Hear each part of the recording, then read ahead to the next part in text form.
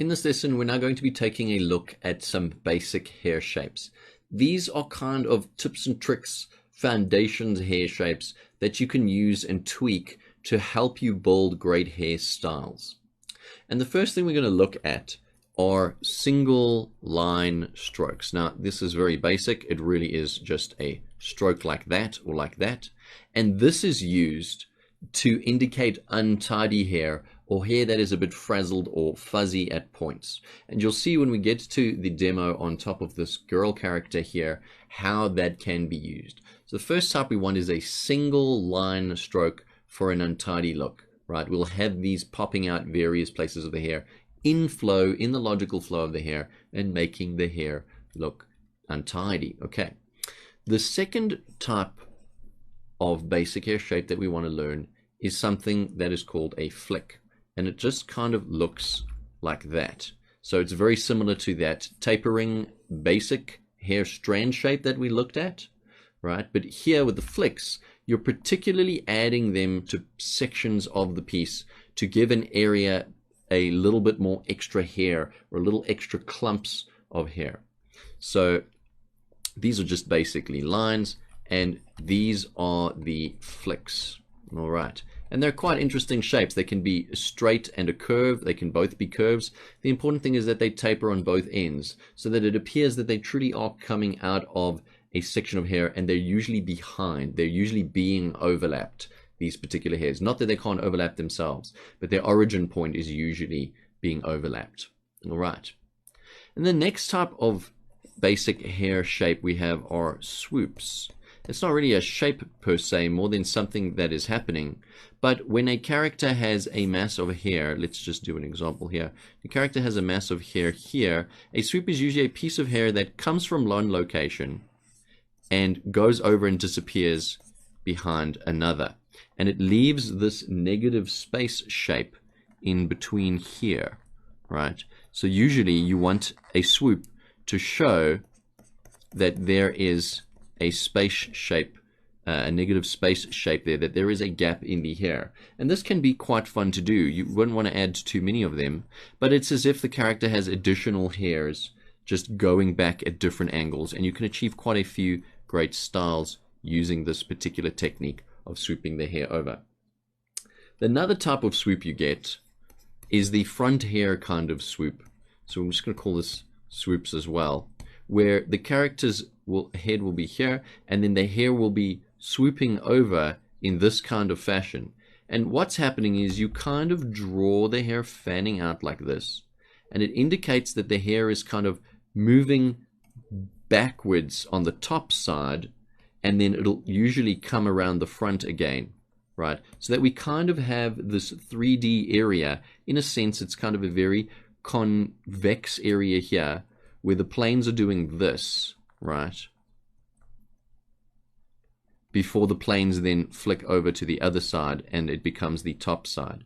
So we have those kind of swoops as well. And they're just, another tool for us to use. So we have two types of swoops: the negative space shape swoops where the pieces of hair swoop over, and then of course the swoops usually happening in the fringe area. Let's put this here in the fringe area. And characters, for example, like Rapunzel from Tangled would have this swoop. She has a single swoop at the front of her, I think it's her right side of her head. She has a swoop coming down. And these are also quite common for doing bangs. You see them a lot in comic books and Disney and stuff like that. Okay, so that's the fringe area there. And then our next thing that we want to look at, let's actually just make these guys a little bit smaller. So we want to look at the method, if you want. It's just a little kind of technique that you can learn, and you can of course then elaborate on it later. We want to learn this curly hair strategy, right? This curly hair technique, if you want. Okay, now of course we know curly hair is very curly, and you saw an example of this previously. But this idea that we have the hair kind of rotating in on itself constantly, and you can achieve this effect by making sure that your overlaps, oh, I messed that one up, by making sure that your overlaps read very clearly. Right. So here we've got, let's just think about this, that's going down and around, and that's coming down and around. and down again. And it requires you to really think carefully about the overlaps that are happening. You get square designs too, so you can do a lot with it as long as you're keeping that overlapping shape looking quite convincing as the hair moves into its next section or its next segment. Right. So we want to learn that basic overlapping shape as well to get curly hair. And usually this type of curl is coming from straighter hair at the top and moving down into this curly hair particular shape.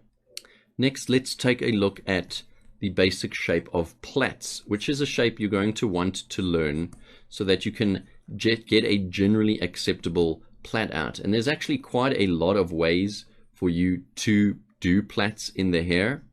But really what you have is this kind of L shape almost, where one piece usually is higher than the other, and they basically continuously plug into each other. Learning this basic shape is the best way to go about it. I'm going to duplicate this just to show you what happens when you continuously draw it on top of each other, right? So you can see that it makes a pretty convincing plait design. Now there are a lot of ways to draw plaits, and there's a lot of styles for plaits, more loose plaits, more tightly threaded plaits, plaits that have 3 pieces in them, and so on and so forth. But for the purposes of getting this down really quickly, learn this shape, right? Learn this basic shape, and this really is a great shorthand that you can then just keep drawing the same shape in itself continuously. So it's basically these 2 little angles here, these 2 little directional shapes, and then you can get peeling plait shapes. But you can also do really free form type of plaits where you can kind of like start doing overlapping hairs over itself continuously, and you can get a much more loose type of plait look here, and we can even put one in the middle here, and this one can thread through there. So you can do some crazy things, all of it really grounded in overlaps, right? It's all grounded in overlaps at the end of the day. So think carefully about the overlaps, and of course think carefully about the fundamental lessons that we need to learn and really internalize from the first lesson. All right, but those are some of the basic shapes that we want to know to dry hair well. Now, we also need to be very aware of an important concept called size variance. Now, hopefully, because you should have by now already done the Module 6 lesson on sawtoothing, we're not going to have consistently sized pieces of hair, right? That looks terrible. It's multiple parallels.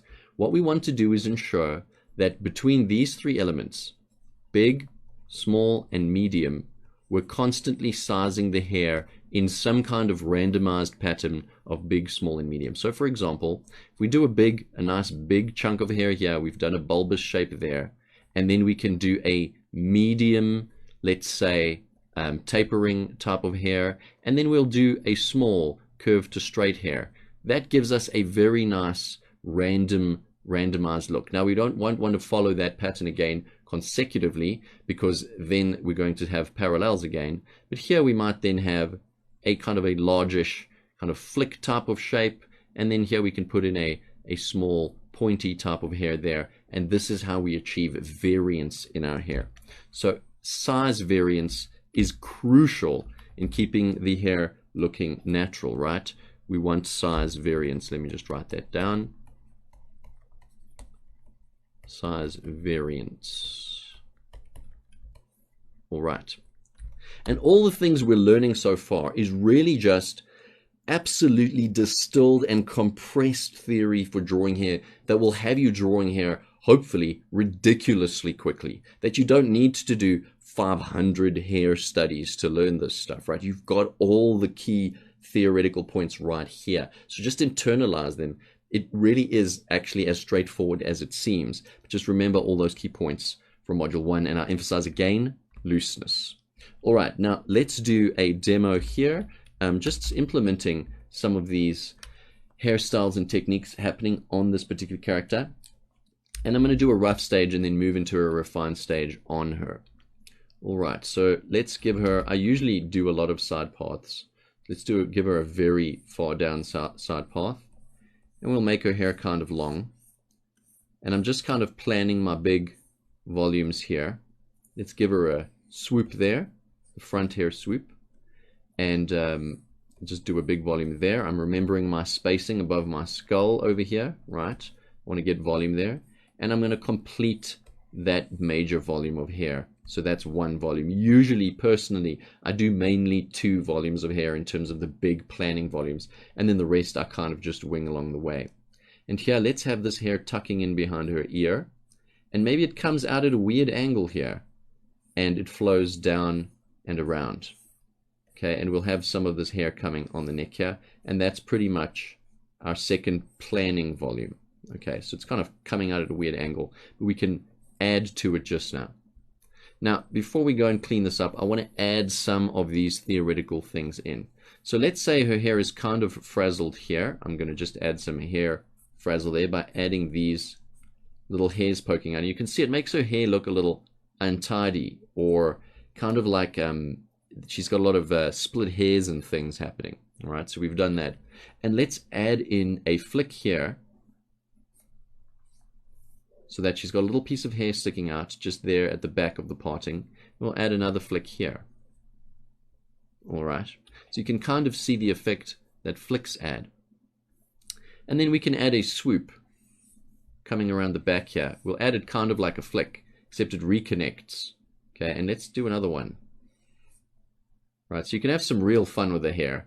That one looks super crazy. Let's keep it in there. All right, so she's got 2 swoops happening, and that one's coming around the back one there.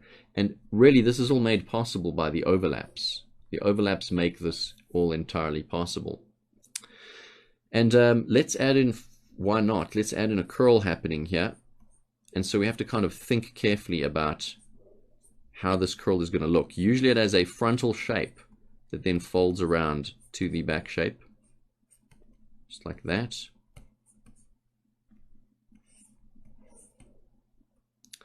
All right, and let's also give her a plait, why don't we? So when I'm planning plaits personally, I like to bring a strand out and then build the plait on top of that strand. Right, I'm not going to go into heavy detail on this. We're going to build that shape up just like that. Right, and then do the next version of it and out. And the next version of it and out, and the next version of it and out. All right, and so on and so forth until we build the entire shape out. I'm going to rough it in here quickly.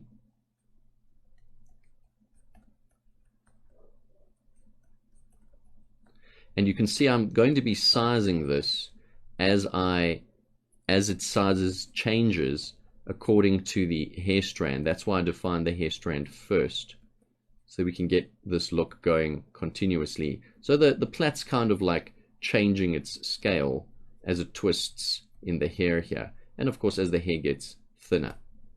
All right. And so she's got some really whack hairstyle going on here right now. But hopefully you're getting the feeling. And let's actually add a straight hair type of piece into her hair there as well. All right. So we'll bring kind of a straight to curved hair piece there, just to really complete the madness that is this particular character's hairstyle. All right, let's just bring her a little bit into focus. She's got a lot of hair going on here. All right, and so a lot of this stuff that we've done, all these details here, these basic hair shapes, I would usually do in the refined stage, and just really being loose and flowy and doing it until it's right, until it works, with only the base planning done. All right, I wouldn't really do a lot of these details in the planning stage. All right, but nevertheless, we're going to now refine these hair elements a little bit. So I'm lowering the opacity on that layer, and I want to keep my size variance, big, small, medium, in account as I come in here to do these elements of hair. All right, so let's first get this swoop done.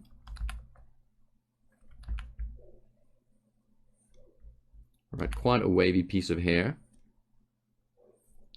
And here I'm going to start adding overlaps, but as I do this, I know that I want some size variance as I'm building up the mass of hair here. Right, so there we've gone, and that actually looks kind of parallel. We've kind of got medium, small, and let's make this one really big and bring it back into a small. All right, and here we're going to show just some of those inner strands of that hair section and then create a nice overlap here as the hair rejoins. It doesn't even have to touch. All right. And what am I seeing? I'm kind of losing my vision here of the hair because of this random headline. So I'm just erasing that. All right. And then these hair areas that are coming back here from the back of the head, I wanted it to be clear to the viewer that the hair is moving around, right? It's moving around the head. So the way that the hair strands come out of the parting indicate the three-dimensionality of the head. Let me just correct this a little bit. So we'll have that doing that. This is doing that. And here we will want this to come around the front and the side. And note how I'm intentionally adding overlaps to get that hair vibe going. All right. It's crucial. The overlaps are absolutely crucial.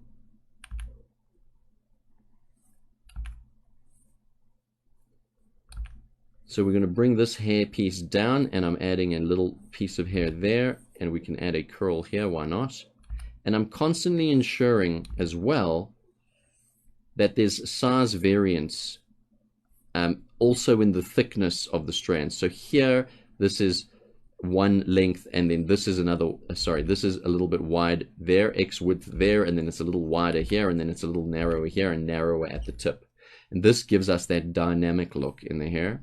We'll add in that section there, and this sort of straight to curve one. It's not perfectly straight, but we'll kind of bring it up there just for the sake of it. And you can see it's quite a different vibe from having a pointy type of hair piece, right? It's got quite a significantly different look to it when you do that with the hair. We can add these errant hairs, or these line hairs coming out. Put that flick there in her hair. Another line hair. It makes her hair look a bit messy.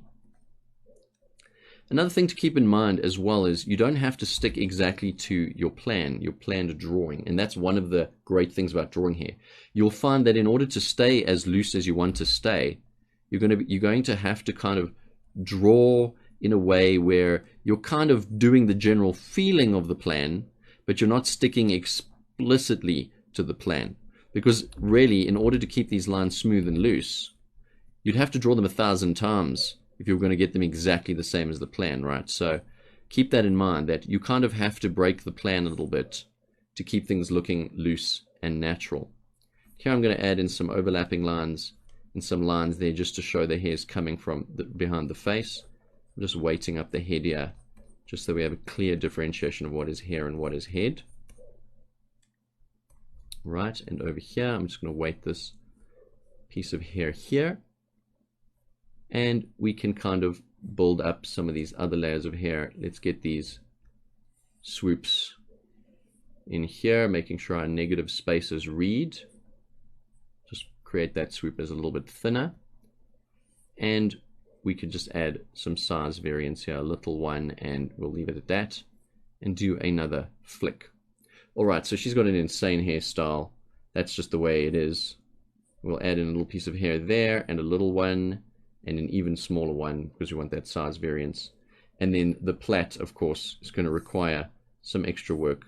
Let's just get down into it, and we'll come in here and really just detail out all of these elements of her plait. This is a very tight plait, so it looks quite square-ish a lot of the time.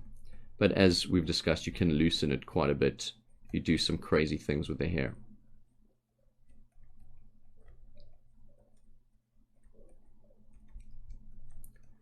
So, as always, as we are realist artists, we are inspired by the world and the things around us. So keep that in mind, particularly with hair. There are constantly changing and evolving hairstyles out there. And if you really want to get into doing some crazy hairstyles, you need to research what is happening in the world of hairstyling. I can say, though, it's going to be a good idea for you to get used to, sorry, not to get used to, it's going to be a good idea for you to actually pick a few base hairstyles to go with, right? Pick a few base hairstyles and work on those hairstyles and kind of get them down to looking relatively correct, and then you can also build on those hairstyles. So here we go. We have an example of a girl with insanely crazy multiple different things happening. This is the lesson on basic hair shapes, and I will see you in the next lesson.